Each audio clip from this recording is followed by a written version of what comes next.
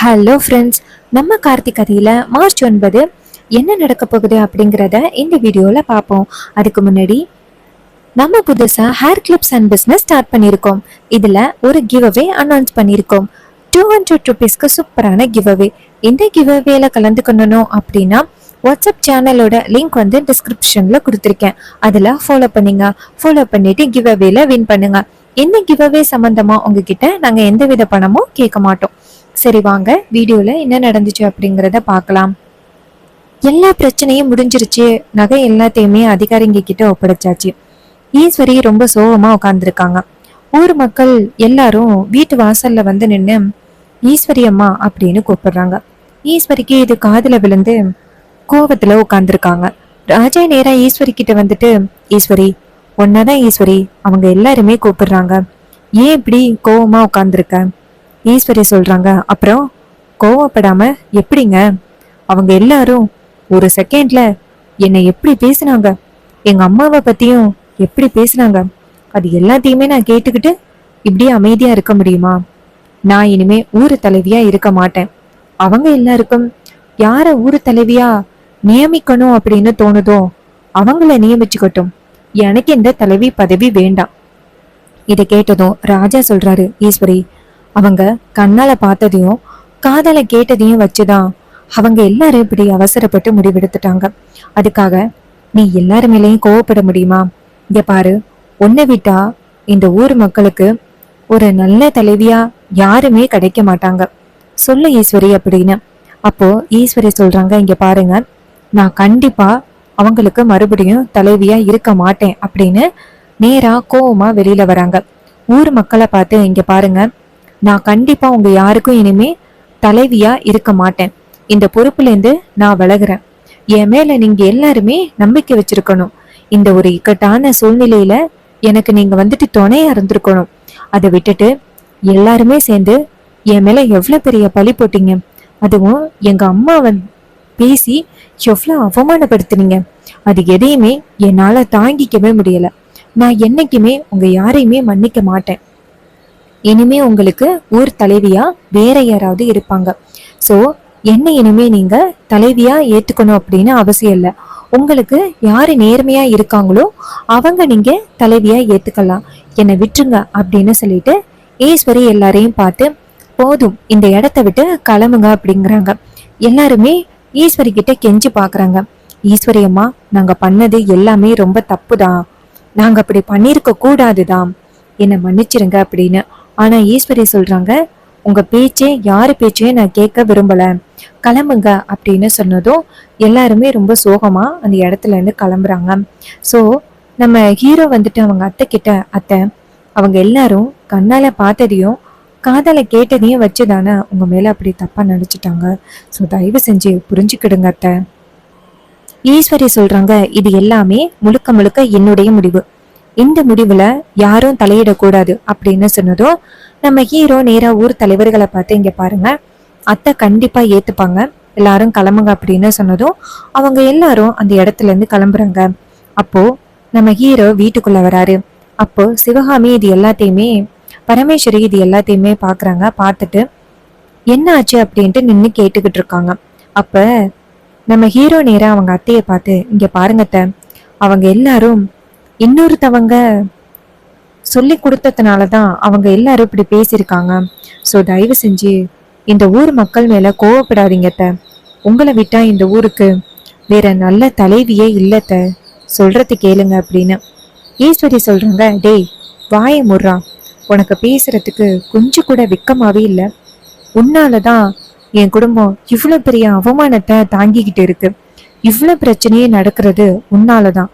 ஆனா எதுவுமே நடக்காத மாதிரி பேசுறியல்ல. உன் பாட்டி அன்னைக்கு எங்க அம்மா மேல அவ்வளவு பெரிய திருட்டு பட்டம் கட்டினதுனாலதான் அம்மா இப்படி ஒரு முடிவெடுத்தாங்க. அம்மா உயிரை விட்டுட்டாங்க. இது எல்லாத்துக்கும் யாரு காரணம் தெரியுமா? உன் பாட்டி தான். ஆனா இன்னைக்கு நீ ரொம்ப நல்லவ மாதிரி பேசுற. வீட்டுல நடக்கிற முழு பிரச்சனைக்கு நீதான் காரணம் அப்படின்னு சொல்லிட்டு பேசுறாங்க. இதை கேட்டதும் நம்ம ஹீரோ சொல்றாரு, அத்தை ஒரு நிமிஷம் நான் சொல்றத கேளுங்க அத்தை அப்படின்னு. ஈஸ்வரி சொல்றாங்க, இங்க பாரு, நீ பேசுறத என்னால கேட்க முடியாது அப்படின்னு பயங்கர கோவத்துல பேசுறாங்க. அப்போ பரமேஸ்வரி இது எல்லாத்தையுமே கேட்குறாங்க.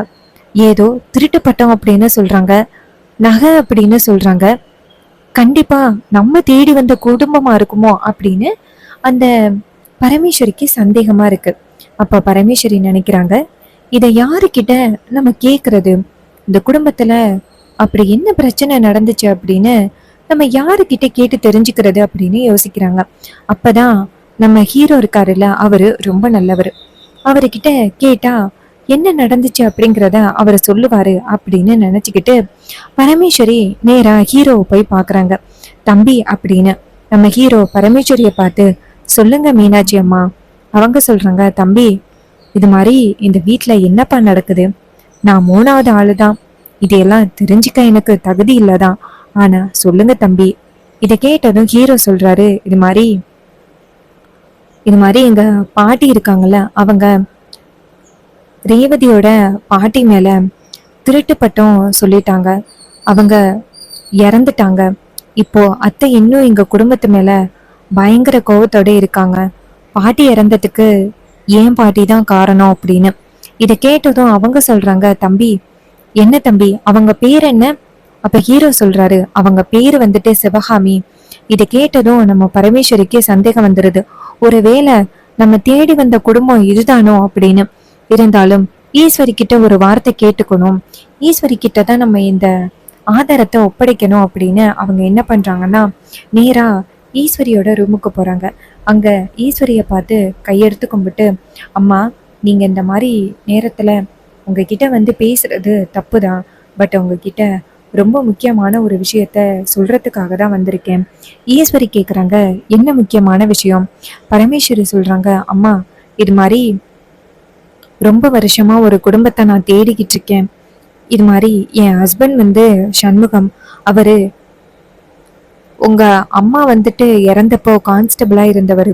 அவருக்கு உங்க அம்மா எப்படி இறந்தாங்க அப்படிங்கிறதுக்கான ரிப்போர்ட்ஸ் கையில கிடைச்சிச்சு. ஸோ அந்த ரிப்போர்ட்ஸை அந்த சேதுபதி ஐயா கிட்ட கொண்டாந்து கொடுக்கலாம் அப்படின்னு வந்திருக்காரு. பட் கடைசி நேரத்துல முத்து அப்படிங்கிறவன் தடுத்து நிறுத்தி அந்த ரிப்போர்ட்ஸ் உங்க கைக்கு கிடைக்க விடாம தடுத்துட்டான். இதனால உங்க குடும்பம் இத்தனை வருஷமா பிரிஞ்சு இருக்கு. அதுக்கு முக்கிய காரணமே என் புருஷன் சண்முகம்தான். அதுக்கான ஆதாரம் என் கையில இருக்கு. ஈஸ்வரி செம்ம ஷாக் ஆகி எந்திரிக்கிறாங்க. இங்க பாருங்க, நீங்க என்ன சொல்றீங்க அப்படின்னு எனக்கு சரியா புரியல, கொஞ்சம் தெளிவா சொல்லுங்க அப்படின்னு. அதுக்கு பரமேஸ்வரி சொல்றாங்க, அம்மா சண்முகம் அந்த நேரத்துல கான்ஸ்டபிளா இருந்தாருல்ல, அப்ப நான் அவர்கிட்ட ஒரு தவறான உறவுல இருந்தேன். அவரு ஒய்ஃபை விட்டுட்டு எங்க வீட்டுக்கு தான் அடிக்கடி வருவாரு. அவரு உங்க அம்மா இறந்ததுக்கான ரிப்போர்ட்ஸை என் கையில கொடுத்தாரு. கொடுத்து பத்திரமா வச்சுக்க சொன்னாரு. அவருக்கு கொஞ்ச நாள் கழிச்சு ரொம்ப குற்ற உணர்ச்சியா இருந்துச்சு. இத சேதுபதி ஐயா கிட்ட ஒப்படைக்கணும் அப்படின்னு சொன்னாரு. ஆனா எனக்கு சேதுபதி ஐயா அப்புறம் உங்க குடும்பம் எதுவுமே தெரியாது. சரி அவரே கொஞ்ச நாள் கழிச்சு உங்ககிட்ட ஒப்படைச்சிருவாரு அப்படின்னு நினைச்சேன். திடீர்னு அவர் இறந்துட்டாரு அப்படிங்கிற செய்தி தான் எனக்கு கிடைச்சது. அதை கேட்டதும் எனக்கு ரொம்ப அதிர்ச்சி ஆகிட்டு இந்த ரிப்போர்ட்ஸை யாருக்கிட்ட கொடுக்கறது அப்படின்னு தெரியாம முழிச்சுக்கிட்டு இருந்தேன். ஆனா கதை மட்டும் தெரியும் என்ன நடந்துச்சு அப்படின்னு. ஆனா அது எந்த குடும்பம் என்ன பேரு இது எதுவுமே தெரியல. அதனாலதான் இத்தனை நாளும் இது யாருன்னு தெரியாம அந்த ரிப்போர்ட்ஸை என் கையில வச்சிருந்தேன். அம்மா உங்க அம்மா இறந்ததுக்கான ஆதாரம் என் கையில இருக்கு. இதை கேட்டதும் ஈஸ்வரி சொல்றாங்க, எடுத்துட்டு வாங்க அப்படின்னு சொன்னதும் உடனே பரமேஸ்வரி நேரா அவங்க ரூமுக்கு போயிட்டு ஆதாரத்தை எடுத்துட்டு வந்துட்டு ஈஸ்வரி கிட்ட கொடுக்குறாங்க. ஈஸ்வரி அந்த பேப்பரை பாக்குறாங்க. பார்த்ததும் ஈஸ்வரிக்கு செம்ம ஷாக்கிங்கா இருக்கு. என்ன இது, அம்மாவோட சாப்பாட்டுல ஏதோ கலந்துருக்காங்க அப்படின்னு இருக்கு. இதை கேட்டதும் பரமேஸ்வரி சொல்றாங்க, ஆமாமா உங்க அம்மாவோட சாப்பாட்டுல யாரோ கலந்துருக்காங்க, அதனாலதான் அவங்க இறந்துருக்காங்க. மற்றபடி சேதுபதி ஐயா பேசினதுனால ஒன்றும் இறக்கல. இதுக்கு காரணம் வேற ஒருத்தவங்க அப்படின்னு. இதை கேட்டதும் ஈஸ்வரிக்கு செம்ம அதிர்ச்சியா இருக்கு. அப்ப அந்த இடத்துக்கு ராஜா வந்துடுறாரு. இவங்க 2 பேரும் பேசிக்கிட்டு இருக்கிறத பார்த்துட்டு கேக்குறாரு, ஈஸ்வரி என்னாச்சு, உன் முகமே சரியில்லையே, ஏதாவது பிரச்சனையா? ஈஸ்வரி சொல்றாங்க, என்னங்க இந்த ரிப்போர்ட்ஸை பாருங்களேன் அப்படின்னு. அப்போ அவங்க அந்த ரிப்போர்ட்ஸை வாங்கி பாக்குறாங்க. ரிப்போர்ட்ஸை வாங்கி பார்த்ததும் அவருக்கு ரொம்ப அதிர்ச்சியா இருக்கு. என்ன ஈஸ்வரி, அத்தை இறந்ததுக்கு காரணம் என்ன அப்படின்னு இதுல போட்டிருக்கு. அதுக்கு அவங்க சொல்றாங்க, ஆமாங்க இதுக்கான காரணம் என்ன அப்படிங்கிறது தான் இதுல போட்டிருக்கு. இத்தனை நாளும் எங்க அம்மா இறந்ததுக்கு காரணம் என்னன்னே தெரியாம நான் இருந்திருக்கேன். இப்பதான் எங்க அம்மா இறந்ததுக்கான காரணமே எனக்கு தெரியுது அப்படின்னு ரொம்பவே ஒரே பண்றாங்க. இதை கேட்டதும் அவரே சொல்றாரு, இங்க பாரு, நமக்கு கிடைச்ச ஸ்ட்ராங்கான ஆதாரம் இது. இப்பயாவது உனக்கு புரியுதா? எங்க அம்மா மேல எந்த தப்புமே இல்லை, இது எல்லாத்துக்குமே காரணம் வேற ஒருத்தவங்க அப்படின்னு இப்ப புரியுதா அப்படின்னு சொன்னதும் ஈஸ்வரி சொல்றாங்க, என்னால கொஞ்சம் கூட நம்பவே முடியல. இதுக்கு பின்னாடி இவ்வளவு பெரிய விஷயம் இருக்கும் அப்படின்னு நான் கொஞ்சம் கூட நம்பவே இல்லைங்க. என்னங்க இப்படியெல்லாம் நடக்குது அப்படின்னு சொல்லி கேக்குறாங்க. அப்ப ராஜா சொல்றாரு, இது மாதிரி அத்தை எதனால இறந்தாங்க அப்படின்னும் இத்தனை வருஷமா நம்ம தெரியாம இருந்திருக்கோம். கடவுள் மாதிரி இந்த அம்மா நமக்கு நிரூபிச்சிருக்காங்க. உங்களுக்கு எப்படிமா இந்த ரிப்போர்ட்ஸ் கிடைச்சிச்சு? அவங்க சொல்றாங்க, இது கொடுத்தது சண்முகம் தான். அவரு தான் இத எப்படியாவது இந்த குடும்பம் சம்பந்தமான குடும்பத்துக்கிட்ட ஒப்படைக்க என்கிட்ட சொன்னாரு. ஒருவேளை அவருக்கு ஏதாவது ஆகிருச்சுன்னா, அதே மாதிரி அவரு சொன்ன அடுத்த வாரமே அவருக்கு ஏதோ ஆகிருச்சு, அவரு காணாமையும் போயிட்டாரு. அதனால எப்படியாவது இது அந்த குடும்பத்துக்கிட்ட ஒப்படைக்கணும் அப்படின்னு நினைச்சு ஒவ்வொரு கோவிலா அலைஞ்சேன். ஆனா எந்த குடும்பம் அப்படிங்கறது எனக்கு தெரியல. அதனாலதான் நான் இத்தனை நாளும் டிலே பண்ணிக்கிட்டு இருந்தேன். அப்புறம்தான் இப்ப இன்னைக்கு நடந்த பிரச்சனைய வச்சு இந்த குடும்பம் தான் அந்த குடும்பம் அப்படிங்கறத கண்டுபிடிச்சு ஈஸ்வரி மேடத்துக்கிட்ட இந்த ஆதாரத்தை ஒப்படைச்சிடலாம் அப்படின்ட்டு கொண்டாந்து கொடுத்தேன். இப்பதான் எனக்கே நிம்மதியா இருக்கு.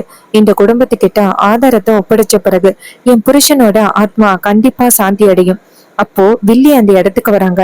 என்னக்கா நடக்குது இங்க? எதுக்கு எல்லாரும் இந்த இடத்துல ஒன்னா நிக்கிறீங்க?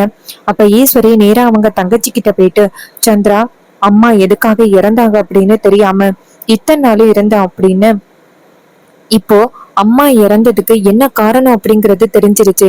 இங்க பாருடி ரிப்போர்ட்ஸ. அம்மா அதிர்ச்சியில இறக்கல. அவங்க ஏதோ பிளான் பண்ணி இப்படி ஆகியிருக்காங்க. இது எல்லாத்துக்கும் யாரு காரணம் அப்படிங்கிறத நான் கூடிய சீக்கிரம் கண்டுபிடிப்பண்டி அப்படின்னு சொன்னதும் இதை கேட்டதும் வில்லி செம ஷாக் ஆகுறாங்க. ஆகா, இது எல்லாத்தையுமே செஞ்சது முத்து மாமா தான். அது மட்டும் அக்காக்காரிக்கு தெரிஞ்சிச்சு அப்படின்னா சும்மா விட மாட்டாளே. இப்ப என்ன பண்றது அப்படின்னு யோசிக்கிறாங்க. அப்போ பரமேஸ்வரி சொல்றாங்க, இங்க பாருங்க மேடம், இது மாதிரி சேதுபதி பரமேஸ்வரி ஐயாவோட குடும்பம் தப்பு செய்யாத குடும்பம். அவங்க மேல எந்தவித தப்பும் இல்ல. அவங்க ரொம்ப நல்லவங்க. தயவு செஞ்சு அவங்கள நீங்க தப்பா நினைக்காதீங்க அப்படின்னு சொல்லிட்டு பேசுறாங்க. இதை கேட்டதும் ஈஸ்வரிக்கு ரொம்பவே கவலையா இருக்கு. அவங்க மேல இவ்வளவு பெரிய பழி போட்டிருக்கோம் அப்படின்ட்டு ரொம்பவே கவலையா இருக்காங்க. இன்னொரு பக்கம் நம்ம ஹீரோ என்ன பண்றாருன்னா, நேரா அவங்க அத்தைய பார்த்து, அத்தை, இத்தனை நாளும் இவங்களை கண்டுபிடிக்கணும் அப்படின்னு தான் நாங்க ட்ரை பண்ணோம். இது மாதிரி சண்முகத்தோட பேத்தி இருக்காங்கல்ல, அவங்கதான் இவங்களை பத்தி சொன்னாங்க. சோ இவங்களை இத்தனை நாளும் நாங்க தேடிக்கிட்டு இருந்தோம். இவங்க கிட்ட கண்டிப்பா ஏதாவது ஒரு ஆதாரம் இருக்கும் அப்படின்னு. அதே மாதிரியே இவங்க கிட்ட ஆதாரம் இருந்திருக்கு. கடவுளா பார்த்து உங்ககிட்ட ஒப்படைச்சிட்டாங்க. இது போதும் எங்களுக்கு. இப்பயாவது பாட்டி மேல தப்பில்லை அப்படின்னு புரிஞ்சுக்கிட்டீங்களா? அப்போ ஈஸ்வரி சொல்றாங்க, ஆமா, இப்பதான் புரிஞ்சுக்கிட்டேன் அப்படின்னு ஈஸ்வரி ரொம்ப சோகத்தோட சொல்றாங்க. சோ இந்த கதை உங்களுக்கு பிடிச்சிருக்கா? இந்த கதை பிடிச்சிருந்துச்சுன்னா இந்த வீடியோவுக்கு மறக்காம லைக் பண்ணிக்கோங்க. நீங்க லைக் பண்றதுதான் எங்களுக்கு அடுத்து வீடியோ போடுறதுக்கு ரொம்பவே இன்ட்ரெஸ்டிங்கா இருக்கும். சோ மறக்காம லைக் பண்ணிட்டு இந்த வீடியோவை தொடர்ந்து பாருங்க. சோ நம்ம புதுசா hair clips and accessories business start பண்ணியிருக்கோம் அப்படின்னு உங்க எல்லாருக்குமே தெரியும். நம்ம கிட்ட ட்ரெண்டிங்ல இருக்கிற கிளிப்ஸ் எல்லாமே அவைலபிளா இருக்கு. கிட்ஸுக்கு ரொம்ப பிடிச்ச மினி பட்டர்ஃப்ளை அண்ட் ஹார்ட் ஷேப்ல ஸ்ட்ராபெரி ஷேப் அண்ட் பியூட்டிஃபுல்லான ஃப்ளவர் கிளிப், இது எல்லாமே நம்ம கிட்ட அவைலபிளா இருக்கு. ஸோ வேணும் அப்படின்னா சீக்கிரம் வாட்ஸ்அப்ல ஆர்டர் பிளேஸ் பண்ணுங்க. பிஸ்னஸ் பண்ணணும் அப்படின்னு ஆசைப்படுறீங்களா? அதுக்கான காம்போ ஆஃபர் கூட அவைலபிளா இருக்கு. ஜஸ்ட் 499க்கு நம்ம அந்த ஆஃபர் வச்சிருக்கோம். ஃப்ரீ ஷிப்பிங்கோட உங்களுக்கு கிடைக்குது. வேணும் அப்படின்னா சீக்கிரம் ஆர்டர் பிளேஸ் பண்ணிக்கோங்க. ஸோ இது வரைக்கும் இந்த வீடியோவை பார்த்தா உங்க எல்லாருக்குமே ரொம்ப நன்றிங்க. அடுத்த வீடியோல பார்ப்போம். தேங்க்யூ ஃபார் வாட்சிங்.